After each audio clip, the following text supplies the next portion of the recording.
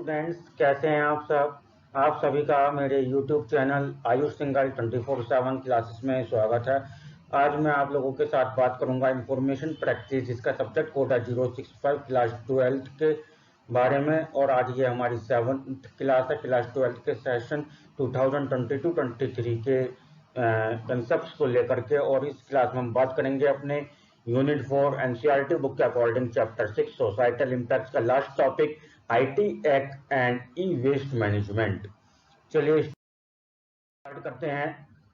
पहले हम बात करेंगे, फर्स्ट टॉपिक होगा हमारा IT act, information technology act 2000। IT act सन 2000 में बनाया गया था। देखते हैं इस एक्ट में, इस कानून में क्या बताया गया। The government of India information technology act 2000, also known as IT act 2000, Bharat सरकार के द्वारा सन 2000 में एक इंफॉर्मेशन टेक्नोलॉजी एक्ट बनाया गया था, जिसको नाम दिया गया आईटी एक्ट 2000।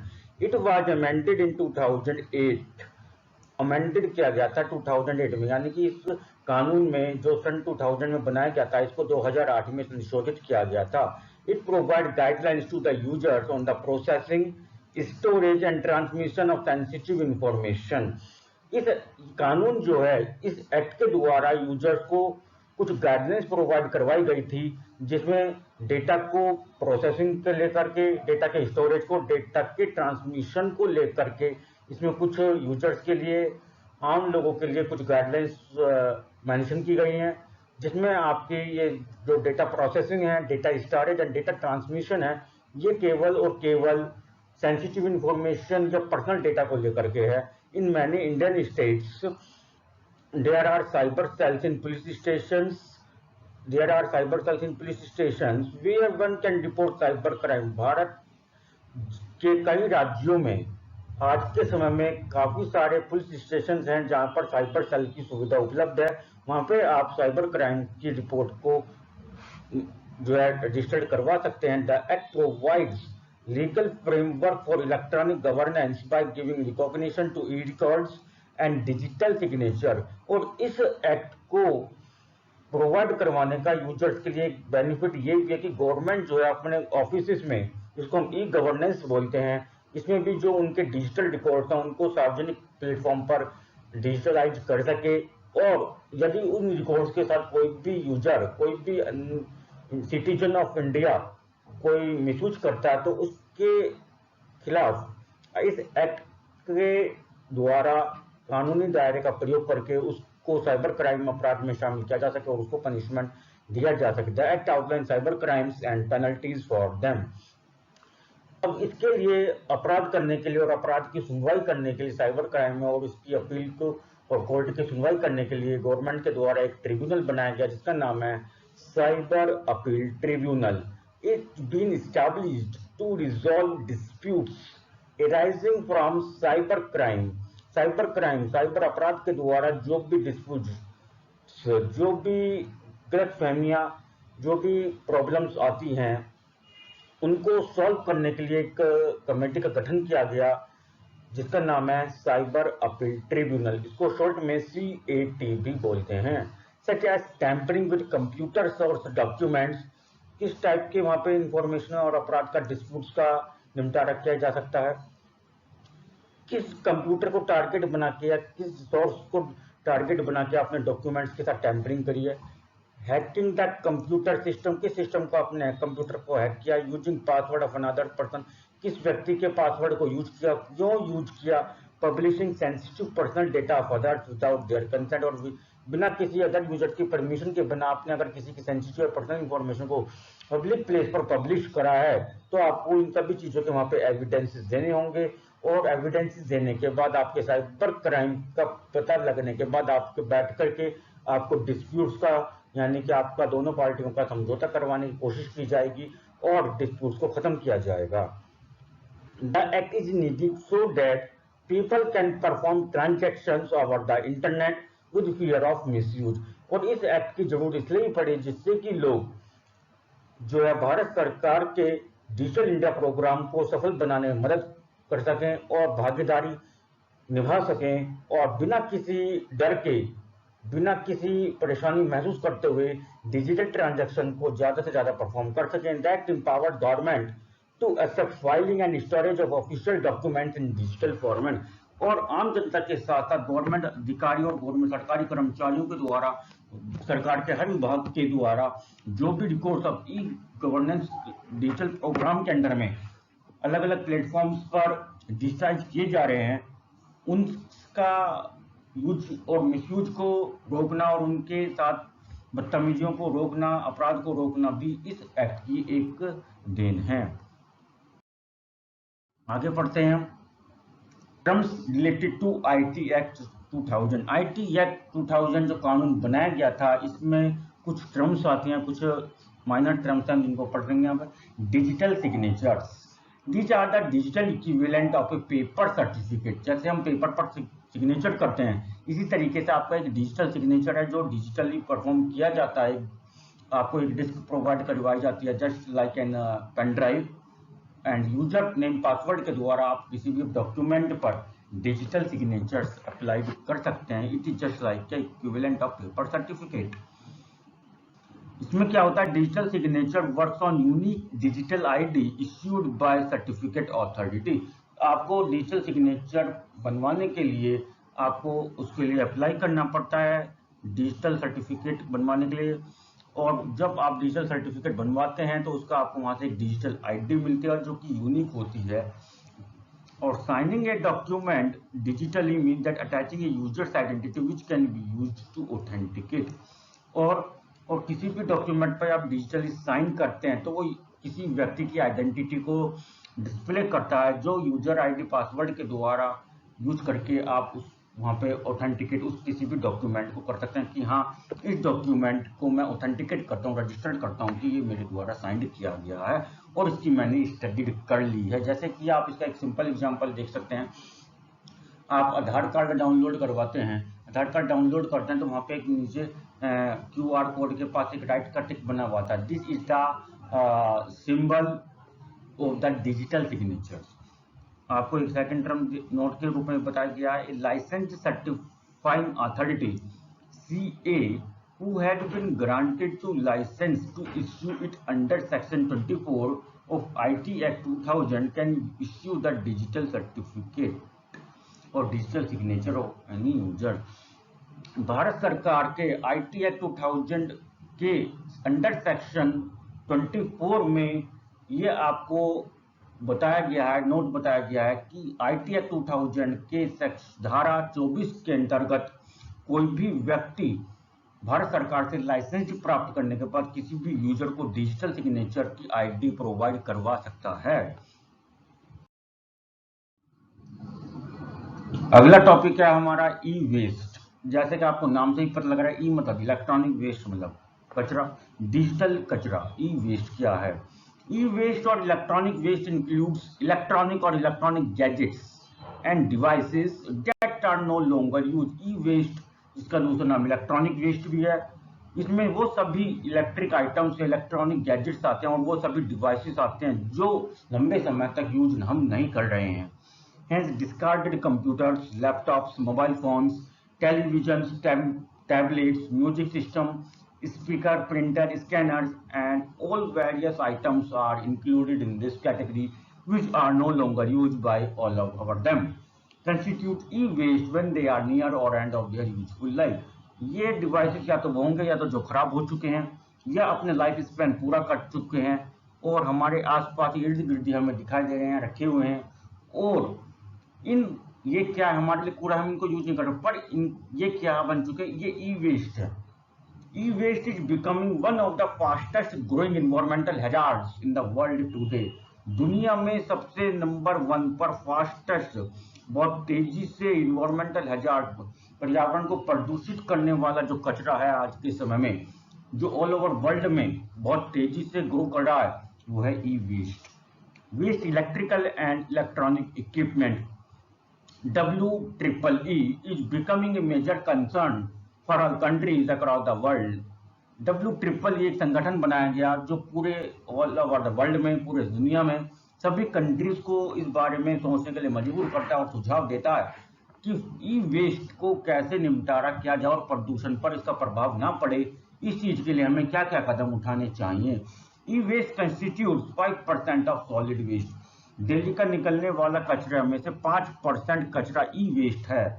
अब हम पढ़ेंगे impact of e waste. E waste का हमारे दैनिक जीवन में या हमारे पर्यावरण पर क्या क्या प्रभाव पड़ता है। There are various impacts of e waste which are given below. Number 1 on environment and number 2 on humans. सबसे पहले पर्यावरण पर प्रभाव पड़ता है, दूसरा हम लोगों पर भी प्रभाव पड़ता है, ह्यूमंस बीइंग पर भी प्रभाव पड़ता है। देखते हैं। स्टार्ट करने से पहले मैं आपको एक टर्म बताना चाहूंगा, leaching. It is the process of removing a substance from another substance by passing through it. ये एक साइंटिफिक टर्म है। ये एक वो लीचिंग एक प्रोसेस है, एक प्रक्रिया है जिस प्रोसेस में या जिस प्रक्रिया में किसी भी एक सब्सटेंस को रिमूव किया जाता है दूसरे सब्सटेंस, यानी कि extraction of one substance from another substance by passing water through it. किसी भी एक मटेरियल से, किसी भी मिक्सचर से एक सब्सटेंस को रिमूव करना है, एक्सट्रैक्ट करना है, उसमें वाटर पास करवा के उस पर वाटर छिड़कना है, स्प्रेड करना है, और पानी के द्वारा उसमें से कोई ना कोई एक सब्सटेंस वहां से रिमूव होगा, एक्सट्रैक्ट होगा, बिल्कुल सेपरेट हो जाएगा। This process is known as leaching. सबसे पहले हम पढ़ेंगे impact of e waste on environment. हमारे पर्यावरण पर ई वेस्ट का कैसे प्रभाव पड़ता है। E waste is responsible for degradation of our environment. E waste जो है हमारे पर्यावरण को डिग्रेड करने में बहुत रिस्पॉन्सिबल है। When e-waste is carelessly thrown or dumped in landfills or dumping grounds, certain elements or metals used in production of electronic products cause air, water and soil pollution. जब भी हम कोई भी ई वेस्ट लापरवाही के द्वारा खुले में फेंक देते हैं और वो एक लंबे समय बाद वो डिकम्पोज तो नहीं होते हैं मगर सड़ के वो डंप्ड हो जाते हैं, और उनमें कुछ एलिमेंट्स और कुछ मेटल्स, आप सभी जानते हैं, उनमें कुछ एलिमेंट्स और कुछ मेटल्स ऐसे भी होते हैं जो हमारे पर्यावरण में जो भी सब्सटेंसेस और जो भी मटेरियल्स, जो भी प्रोडक्ट्स अवेलेबल हैं उनके साथ रिएक्शन करते हैं, जैसे air, water and soil pollution. और रिएक्शन करने के बाद ये हमारे पर्यावरण पर विभिन्न प्रकार से नुकसान पहुंचाते हैं। जैसे एयर के साथ रिएक्शन करेंगे तो एयर पॉल्यूशन, वाटर के साथ मिक्स होगा तो वाटर पॉल्यूशन, और डंपिंग ग्राउंड में चलेगा तो सॉइल के साथ रिएक्शन हुआ तो soil pollution. This is because when these products come in contact with air and moisture they tend to leach. ऐसा क्यों होता है? क्योंकि जब ये प्रोडक्ट्स को हम खुले में छोड़ देते हैं, एक समय बाद ये सभी प्रोडक्ट्स जो हैं हवा में, हवा के कांटेक्ट में, पानी के कांटेक्ट में, और डंपिंग ग्राउंड्स होने की वजह से, धूल आंधी की वजह से सॉइल के कांटेक्ट में भी आ जाते हैं, जिसकी वजह से यहाँ पे लीचिंग की प्रोसेस स्टार्ट हो जाती है। एंड लीचिंग की प्रोसेस होने के बाद ये किसी न किसी रूप में हमारे पर्यावरण को नुकसान पहुंचाना शुरू कर देते हैं। As a result the harmful chemical sip into the soil causing soil pollution. और जो मैंने एक्सट्रैक्शन का प्रोसेस अभी बताया था in the term of leaching, वहाँ से जो सब्सटेंसेस या जो मटेरियल सेपरेट होता है by the process of leaching, these chemicals may be in the contact of soil, air as well as in water and produce soil pollution, water pollution as well as air pollution according to the reaction. And these chemicals reach and contaminate the groundwater. It causes water pollution, and when dust particles loaded with heavy metals enters into the atmosphere, it causes air pollution. इस इन विभिन्न प्रकार के तरीकों से ये मिट्टी प्रदूषण, पानी का प्रदूषण और वायु प्रदूषण फैलाते हैं, और इन्हीं तरीकों से कुल मिलाकर के हमारे पर्यावरण पर बहुत बड़ा इम्पैक्ट पड़ता है। अगला पढ़ेंगे हम impact of e waste on living organism. हमारे जीवित प्राणी, चाहे हम ह्यूमन बींग्स हैं, चाहे एनिमल्स हैं और चाहे प्लांट्स हैं, सभी जीवित प्राणियों पर, लिविंग थिंग्स पर ई वेस्ट का क्या प्रभाव पड़ता है। One of the most widely used metals in e-devices is lead। जो ई डिवाइसेस में सबसे ज्यादा यूज होने वाला जो मेटल है और जो पर्यावरण को या लिविंग ऑर्गेनिज्म को नुकसान पहुंचाता है वो है lead. When lead enters in the body through air, water, food and soil, जब लेड हमारी किसी भी जीवित प्राणी की बॉडी में एंटर करता है हवा, पानी, खाना और मिट्टी के कारण से, कणों के कारण से, जैसे हम सांस लेते हैं, हमारी बॉडी में एंटर करता है, इट कॉज पॉइजनिंग, तो वो हमारे शरीर के लिए जहर बन जाता है, which affects kidneys, brain and nervous system, और हमारे शरीर की किडनी को, हमारे ब्रेन को और हमारे नर्वस सिस्टम को बेकार कर देता है, डैमेज कर देता है। When e-waste is burned for disposal, the elements contained in them create a harmful chemical called beryllium।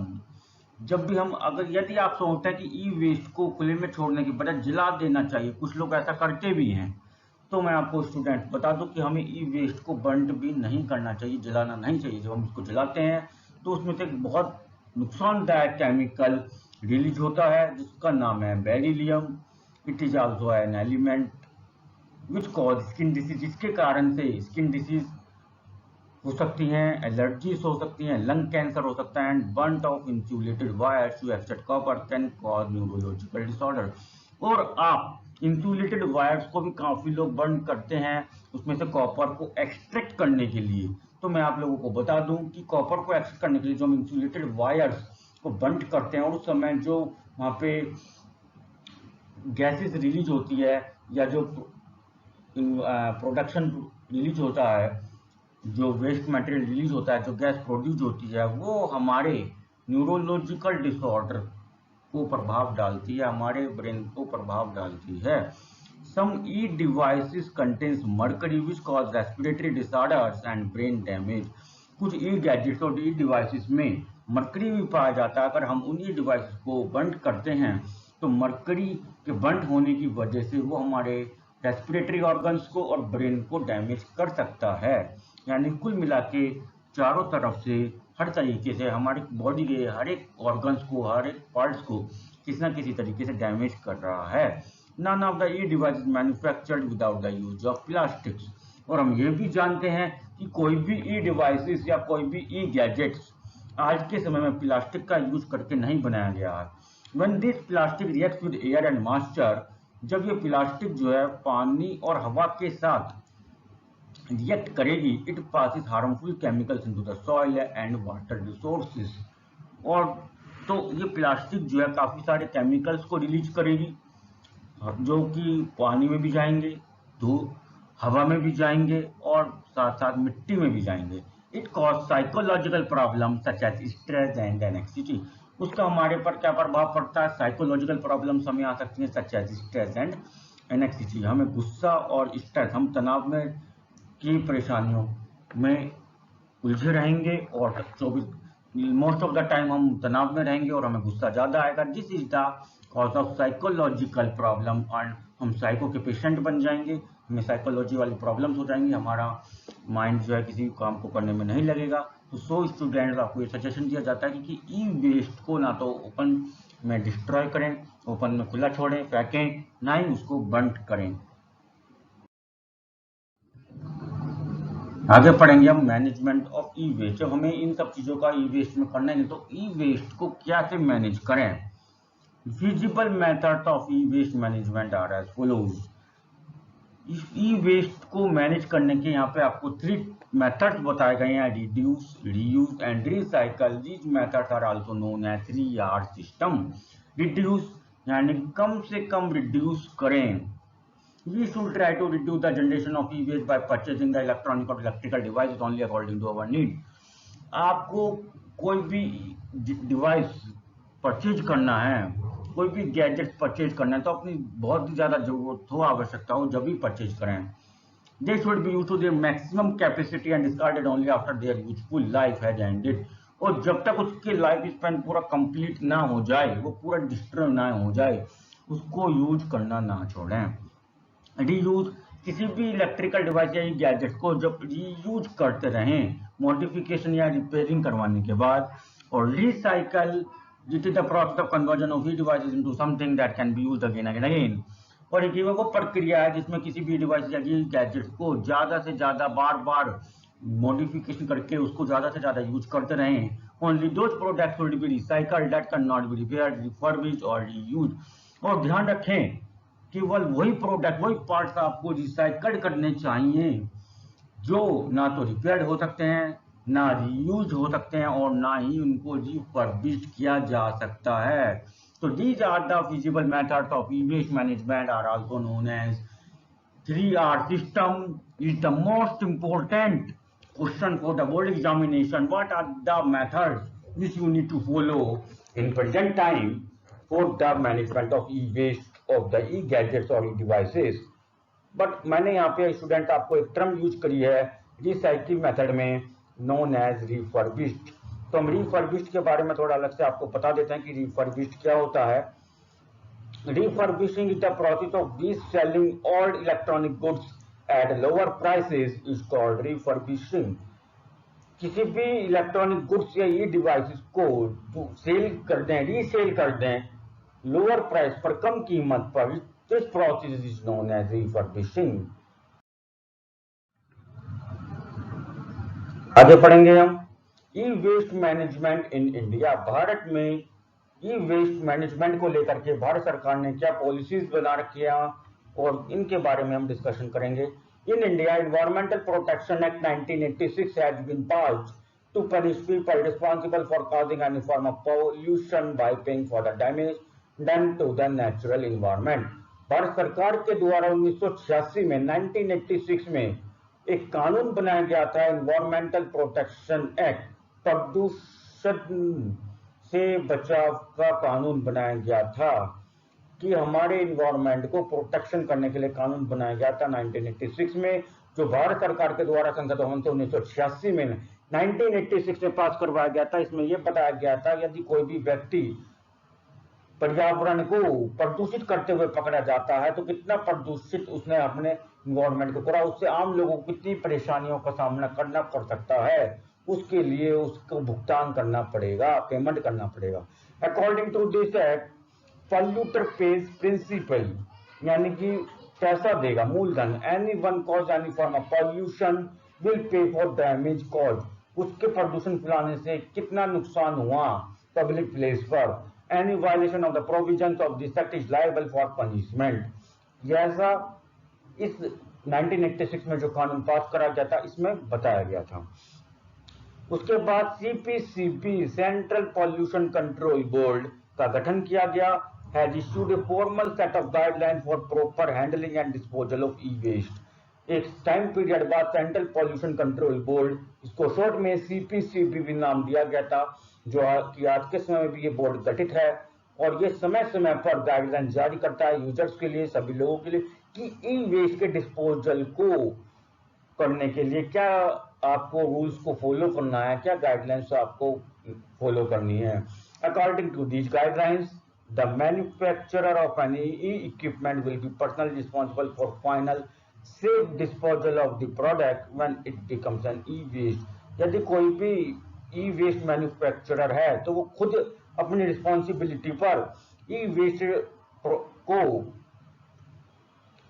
Dispose करेगा अगर उससे प्रदूषण को कुछ प्रदूषण फैलता है या हमारे पर्यावरण में कोई नुकसान पहुंचता है तो वो मैन्युफैक्चरर, जो ई डिवाइस मैन्युफैक्चरर है, वो खुद रिस्पॉन्सिबल होगा. The department of information technology, सूचना प्रौद्योगिकी के द्वारा, जो भारत सरकार के द्वारा एक अलग से विभाग आज के समय ministry of communication and information technology के अंडर में काम कर रहा है, has also issued a comprehensive technical guidelines on the environmental management. उसने भी बहुत डिटेल्स में टेक्निकल गाइडलाइन प्रोवाइड करवाई है इन्वायरमेंटल मैनेजमेंट को लेकर के. देखते हैं गाइडलाइंस क्या क्या है हमारे लिए. तो इन गाइडलाइंस को पढ़ने से पहले हमें यह जानना जरूरी है कि जो हम यहाँ पे नुकसान के बारे में पढ़ा वो हमारे शरीर पर, हमारे बॉडी पर किस तरीके से प्रभाव डालता है. We are spending more time in front of screen which में भी mobile, laptop, desktop, television, gaming console, music और साउंड डिवाइसेस. आज के समय में हम ज्यादातर समय अपना मोबाइल, लैपटॉप, डेस्कटॉप या किसी भी ई गैजेट और डिवाइसेस के सामने स्क्रीन पर व्यतीत कर रहे हैं। चाहे हम सॉन्ग सुन रहे हो, चाहे वीडियो देख रहे हो, चाहे गेमिंग खेल रहे हो, टीवी देख रहे हो या कुछ और अदर वर्क कर रहे हो। But interacting is an important poster can be bad for physically and mentally. परंतु लंबे समय तक बैठे रहना हमारे शरीर पर मानसिक और शारीरिक रूप से प्रभाव डालता है कि हम कैसे बैठे हैं, हम किसी और लोगों से कैसे इंटरेक्ट कर रहे हैं, हम स्क्रीन से कैसे इंटरेक्ट कर रहे हैं, हम उस डिवाइस और ई गैजेट से कैसे इंटरेक्ट कर रहे हैं। Spending too much time on internet can be addictive and can have a negative impact on our physical and mental or psychological well-being। ज्यादा लंबे समय तक इंटरनेट का प्रयोग करना या उसके शिकार हो जाना, एडिक्टिव हो जाना, तो एक पूरे दिन उसी के आदी हो जाना हमारे साइकोलॉजिकली, मेंटली और शारीरिक रूप से हमारे शरीर पर प्रभाव डालता है। ये हमारे एक तरीके से पूरी लाइफ को बर्बाद कर देता है। तो हमें ऐसा नहीं करना है। हम बात करेंगे एर्गोनॉमिक्स। एक अलग टर्म यहाँ पे आपको पढ़ाई जा रही है, एर्गोनॉमिक्स। देखते हैं एर्गोनॉमिक्स क्या होता है। It is the branch of science which deals with designing और arranging work place furniture, equipment system so that it becomes more comfortable for users. It helps in reducing the strain on our bodies। ये एक science की branch है, वो शाखा है जिसमें हम उन सभी के बारे में स्टडी करते हैं जो डिजाइनिंग करती हैं किसी भी वर्क प्लेस, वर्क ऑफिस या किसी भी ऑर्गेनाइजेशन में काम करने के वाले लोगों के लिए, किस टाइप के लोगों के लिए किस टाइप का फर्नीचर होना चाहिए, किस टाइप के डिवाइसेस का अरेंजमेंट किस टाइप से होना चाहिए, जो वहां पे सभी प्रकार के लोगों के लिए लंबे समय तक काम करने में कंफर्टेबल भी हो, उनकी शारीरिक स्तर पर, मानसिक स्तर पर कोई स्ट्रेस ना हो, उनको कोई स्ट्रेन ना हो और उन्हें कोई परेशानी का सामना ना करना पड़े, कोई बीमारी से ना जूझना पड़े। Eye strain is a symptom commonly complaint by the users of digital devices. Eye strain एक वो सिम्टम्स हैं, वो लक्षण है जो डिजिटल डिवाइसेस या ई डिवाइसेस को यूज करने वाले अधिकतर यूजर्स के द्वारा कंप्लेंट की जाती है। Ergonomically maintaining the viewing distance and angle along the position can be of some help। यदि आप ergonomics का यूज करते हैं तो आपको ये मेंटेन रखने में आपकी हेल्प करेगा कि आपकी जो चेयर है और स्क्रीन है उसके बीच में कितनी डिस्टेंस होनी चाहिए, आपका आइज का और स्क्रीन पर जो विजुअलाइजेशन है, व्यूइंग पॉइंट पोर्शन है, उसका बीच में एंगल कितना होना चाहिए, आपके हैंड्स की पोजीशन कैसी होनी चाहिए, आपके लेग्स की पोजीशन कैसी होनी चाहिए, आपके वेस्ट की पोजीशन कैसी होनी चाहिए, आपकी बैकबोन की पोजीशन कैसी होनी चाहिए, ये सब एर्गोनॉमिक्स में आता है। To get rid of dry, watering or itchy eyes, it is better to periodically focus on distant objects and take a break for outdoor activity। यदि आपको आंखों में सूखेपन की, पानी जाता है या खिंचाव महसूस होता है, तनाव लगता है, भारीपन लगता है, अगर आपको आइज में इस टाइप की कुछ प्रॉब्लम्स होती हैं, एक समय बाद काम करते एक समय बाद आपको दूर के ऑब्जेक्ट्स पर फोकस करना चाहिए या आउटडोर एक्टिविटीज को करना चाहिए कुछ टाइम के लिए, 5 to 10 मिनट्स के लिए, जिससे आपको वो प्रॉब्लम्स ना हो। और लास्ट में आता है आपका कि हम कैसे इसको बैठना चाहिए। Bed poster, Beckett's, neck and shoulder pains can be prevented by arranging the workspace as recommended by the ergonomics। ergonomics के द्वारा जैसे कि आपको रिकमेंडेड किया गया है कि आपको किस तरीके से ई डिवाइसेस पर, कंप्यूटर पर कैसे बैठ के वर्क करना चाहिए, किस टाइप का आपका फर्नीचर होना चाहिए। जैसे कि आपको यहाँ पे पिक्चर में मैंने आपको शो भी कराया है कि आपके जो हैंड्स हैं वो बिल्कुल स्ट्रेट होनी चाहिए, जिस्ट स्ट्रेट होनी चाहिए। आपका जो बैक एंगल है और जो नी एंगल है उनके बीच में 90 डिग्री का एंगल होना चाहिए। आपकी चेयर किस प्रकार की होनी चाहिए, टेबल किस प्रकार की, व्यूइंग एंगल कितना होना चाहिए, डिस्टेंस कितनी होनी चाहिए, ये आपको सब यहाँ पे बताया गया। टेबल के और लेग के बीच में कितना, ये सब आपको मेंटेन करना है as recommended by the ergonomics to work comfortably and not face any difficulties if you work long time on the e-device or e-gadgets। Stress, physical fatigue and obesity are the other related impacts on the body which may face if one and spends too much time using digital device। यदि कोई भी व्यक्ति digital device का लंबे समय तक प्रयोग कर रहा है और इकोनॉमिक्स के द्वारा जो पोस्टर आपको बताया गया उसको रिकमेंडेड नहीं कर रहे हैं, उसको फॉलो नहीं कर रहे हैं, उन गाइडलाइंस को फॉलो नहीं कर रहे हैं, तो आपको तनाव हो सकता है, आपका शारीरिक विकार हो सकता है, आपको ओबेसिटी की प्रॉब्लम्स हो सकती हैं और भी कई प्रकार की शारीरिक परेशानियां आपको आ सकती हैं।